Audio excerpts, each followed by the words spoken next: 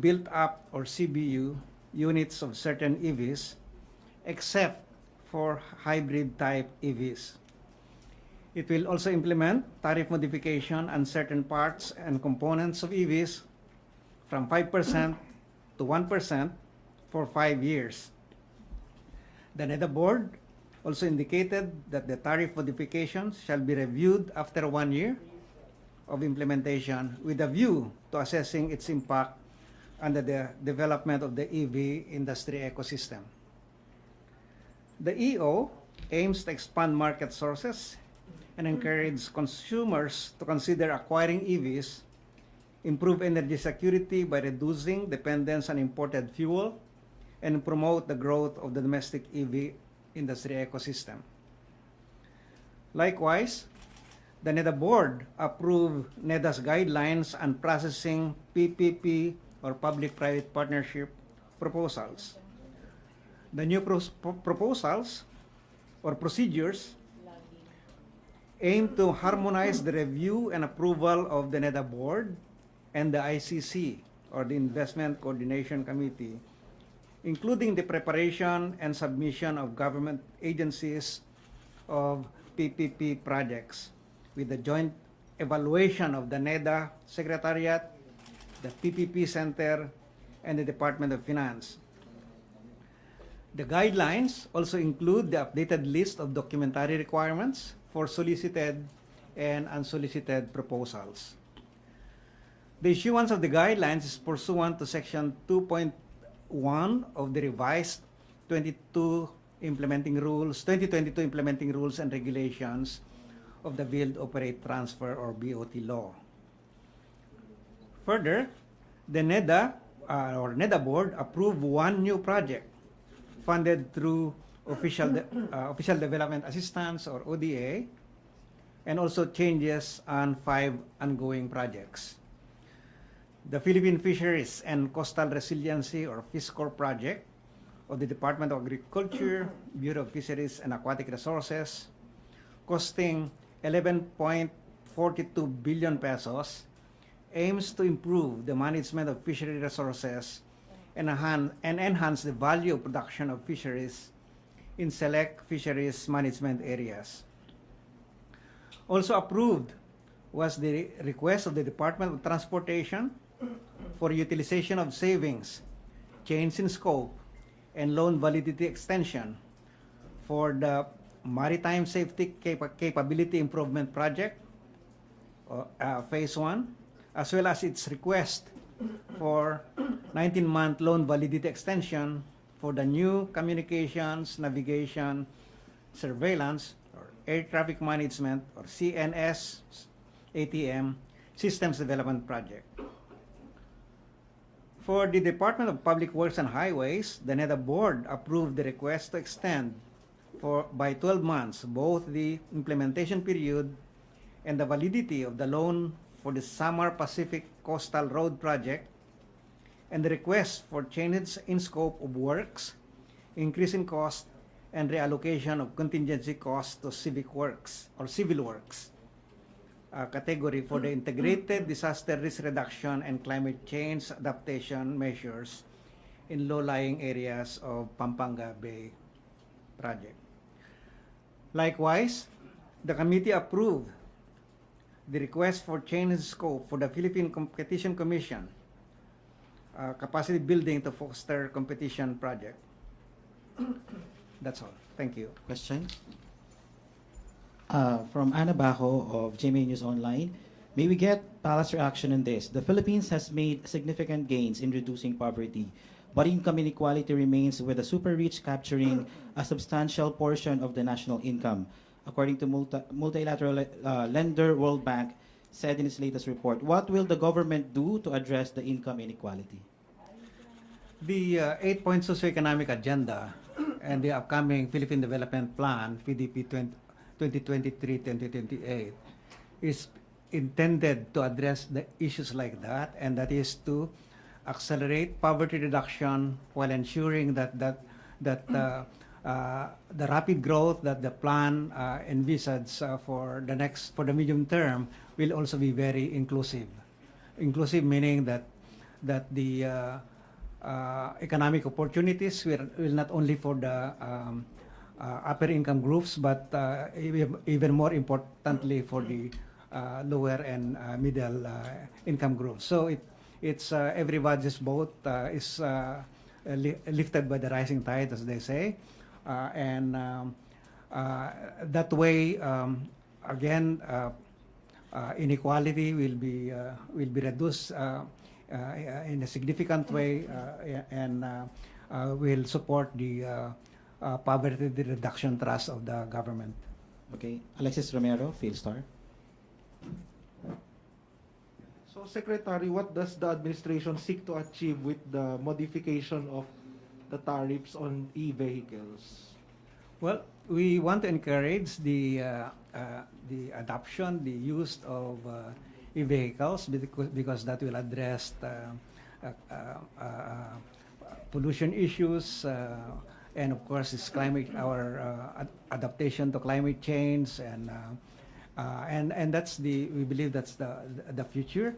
But more importantly, we want to be part of the value chain globally in this drive to get to this new industries, new growth drivers, and hopefully we can develop our own industries, and this reduction in tariff is a part of that building up of ecosystem.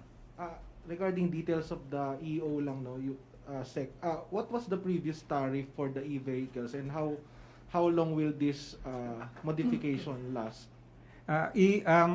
Various rates, some 5%, 7%, 10%. Ranges from I believe it's about 30% down to 7% to 5%. Most of it are in that range because we have done a lot of tariff reduction in the past 2.5 decades, and so our tariff rates are actually already very low. So it's not going to really have much. So the zero rate will last until. Well, we will review the effects of this new policy after 1 year, and we'll see how we reconfigure the system by then. Salamat po. Alvin Baltasar, Radyo Pilipinas. Secretary, magandang hapon po. Secretary, hindi po ba malulugi ang pamahalaan natin dito sa gagawing modification doon sa tariff sa mga e-vehicles? Hindi pa naman kasi we are really reducing the tariffs for those vehicles that are not actually yet locally produced, no? As of now, the quantity of those vehicles is not that big, but because we want to encourage the adoption of EVs, that will eventually increase the demand for support systems like the chargers, and it can even develop value-adding services for our industry. Secretary, dagdagan na lang po. Doon sa NEDA board meeting with the President kanina umaga, di ba napag-usapan yung pagpa-phase out na tuluyan doon sa mga traditional jeepneys sa atin? Well, this is hindi naman sa pag-phase out, but eventually as this technology, as these EVs become more popular, and as the prices for these vehicles become more competitive, eventually people will switch to these EVs. Yeah. So as of now, as you may know, the costs are still quite high, but technology is developing rapidly, and this cost, including the batteries, are also already going down. Okay, Maris Omali, GMA News. Hi, sir. Good afternoon.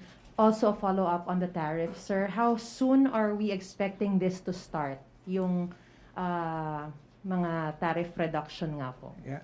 So we have an EO that is going to be signed by the President. That is going to be published. Usually the publication date is about 15 days. Now, once that's published, then it's effective. All right, so very soon. Sir, aside from the tariffs that you announced, will there be more incentives to those who will be buying EV vehicles? And can you just clarify? I think I heard you mention a while ago, except for hybrid type. What does that mean? Kailangan full yung EV at Kailangan- kapag hybrid hindi ma-i-implement yung tariffs na reduction na yon? As of now, the hybrid will not be affected by this change in the tariff rates. But as we said, we will review the performance of this reform after 1 year to see if there is a need to also include the hybrid. Sir, kasi as we speak right now, one of the problems are the chargers in different stations. You've mentioned it a while ago already. Right now, there are no available chargers for full EV vehicles. So how are we going to encourage them if we only have reduction of tariffs but there are no available chargers for full EVs? Parang ang hirap po ata na nakakatakot na baka in the middle of your travel, maubusan ka ng baterya at wala kang pagcha-chargean. Paano po kaya yun? Precisely. It's chicken and egg, right? The objective of this tariff reduction for EVs is to ensure that there is enough EVs around, such that there are incentives for the service providers for the charges to be set up, because those things will not come in unless they see that there is a market, right? So we hope that by opening up the market for more EVs, then these auxiliary services will develop rapidly. Of course, we have also lowered the tariff for components and parts, which will include the batteries, and so that will help also the adoption and spread of these EVs. Sir, maybe you should also consider the hybrid, because right now the market is for the hybrid because of course there is the fear that in the middle of the travel nga po, maubusan sila ng electricity. So most of the market is on the hybrid side. Maybe are you also looking into that possibility that reduction of tariff will also be implemented to hybrid EVs? Yeah, we have considered that, and the decision is to take stock of the lessons learned of the performance of this reform after within 1 year, and then we'll decide whether after 12 months there's a need to include the hybrid. Okay, Tia Gutierrez, ABS-CBN. Hi, sir. Sir, with the planned reduction of the tariffs, how much po do we expect the market costs of these EVs to go down? Well, yeah. So depending on the vehicle, whether scooter or bus or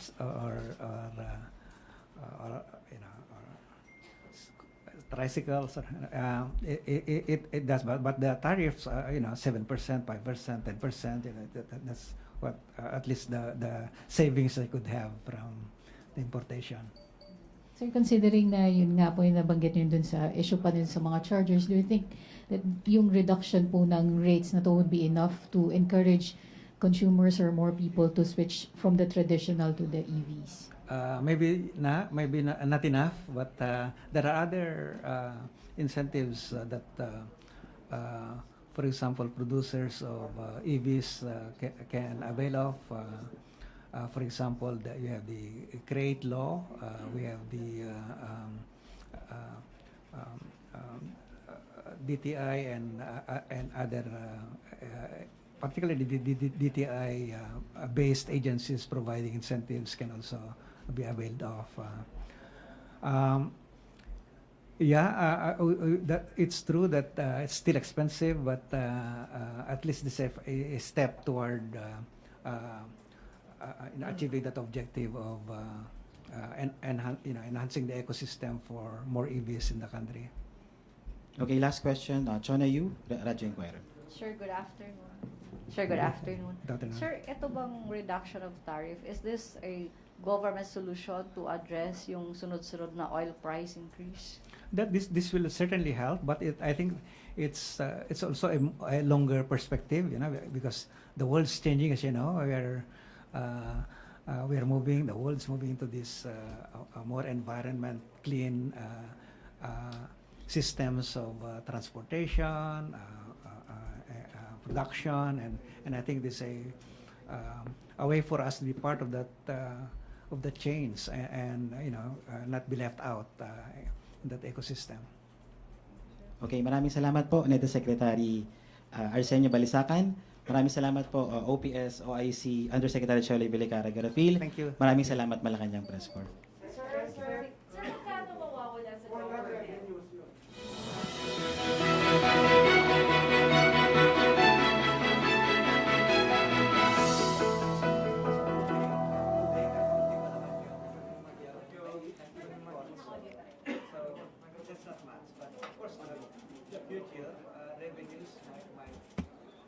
Might be affected, but we hope that you know with the development of the other industries and the economy as a whole growing, I think that can be offset. But as of now, with the very limited EVs that are being imported, that's really not much. No. Basta not much. Not much.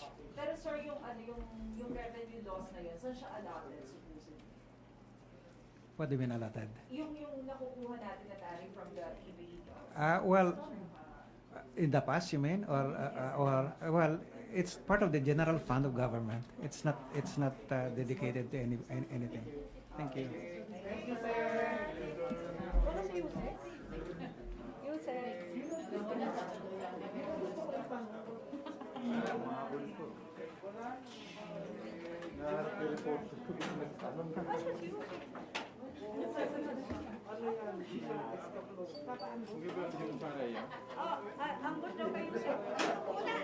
Hindi, dito na lang tayo. May ka lang. Si Yusek. Magpapaamos daw si Yusek. Papayatawag. Pinatawag niya, no? Oh, meron pa. Si Miss Carol. Si Miss Carol, sasabihin daw ni Carol.